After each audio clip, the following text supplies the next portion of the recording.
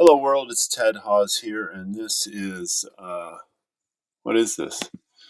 Oh, hey, I didn't put the right name in for this. Well, too late now. It's the Power Paradox. That's the name of the episode. This is the Ethics in AI and Web 3 um, uh, uh, podcast, I guess, on Extreme, using the amazing Attention Live platform, where we are the Gutenberg printing press of the digital age, where we empower you to own your content and we automate the monetization of that content, or better yet, we give you automated tools to monetize your content. So, anyways, wanted to talk tonight about the power paradox. So I was at a conference. I got to speak at the Nexus Mentoring Conference today, and Dr. Jay, one of the other speakers, Jay, and her last Joe, and her last name is V. Oh, she's from England. Beautiful accent, English accent. Can't remember her name. Okay. But she shared, mentioned a book called The Power Paradox and How to Gain and Lose Influence. It's by Dacher Keltner. He's a doctor of psychology at UC Berkeley.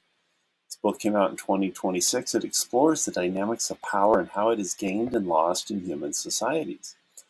Keltner challenges the conventional belief that power corrupts, suggesting instead that people gain power through the socially intelligent practices of empathy, generosity, and fairness.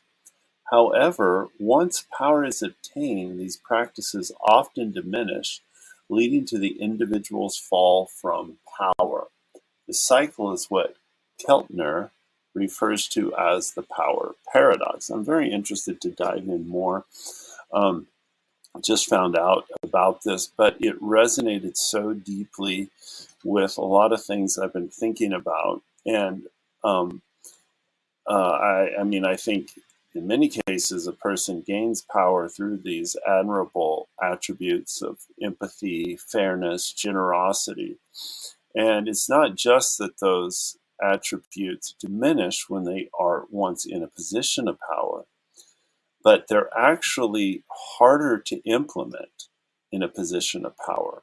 It's psychologically. That's what resonated with me. So it's kind of a cycle that's a paradox that we're all vulnerable to.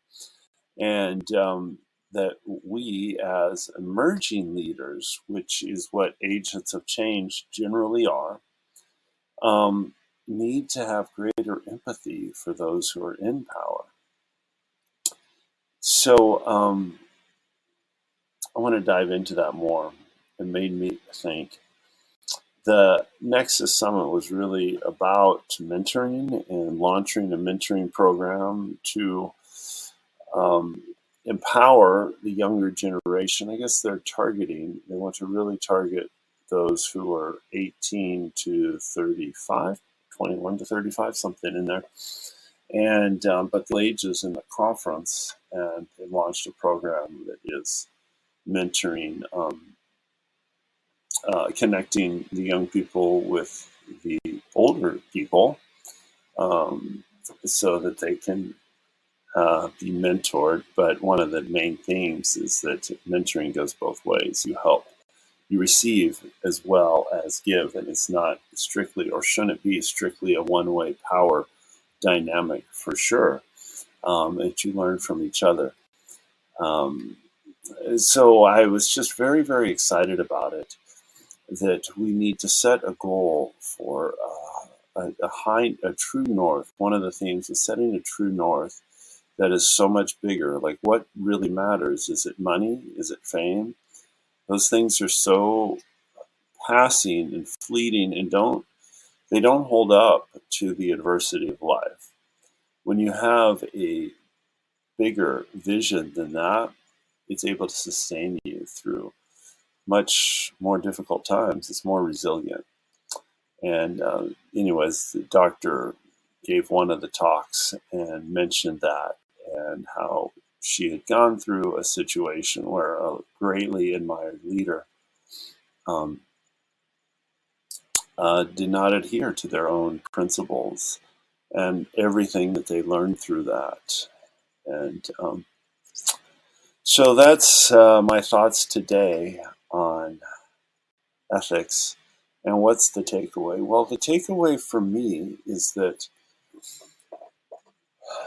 one, we have to find the line of balance. You can't go neither to the right nor to the left. Both extremes are wrought with danger, and it's balance that's important. So on one, we've got to have that sort of prophetic edge to be a change agent, and the boldness to speak out and to call for change, and to do that in a courageous way, and often do that in a context where there's people who have a vested interest in status quo. Simultaneously, though, we've got to realize that often those who are resisting our voice are those who were agents of change prior. They exercised empathy, generosity, and fairness. And it was those skills that allowed them to succeed and come to a place of influence and eventually to a place of power.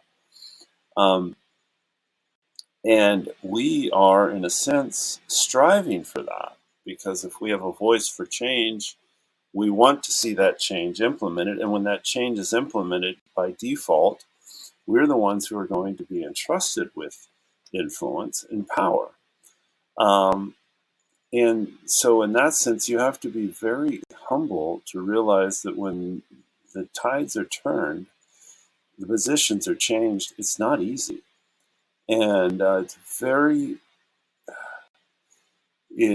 by default, you're going to fall into the shortcomings or the sins of those who went before you.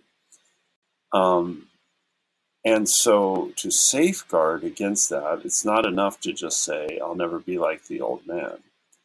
There's much deeper empathy and deeper work that needs to happen, and there needs to be a structure around that. And I think the real $1,000,000 question is, how do we build systems that ensure and help those in power? First select them for the right reasons, but then ensure that they stay empathetic, generous, and fair. It's easier said than done. And realizing I could go there, I'm susceptible to that, I'm weak.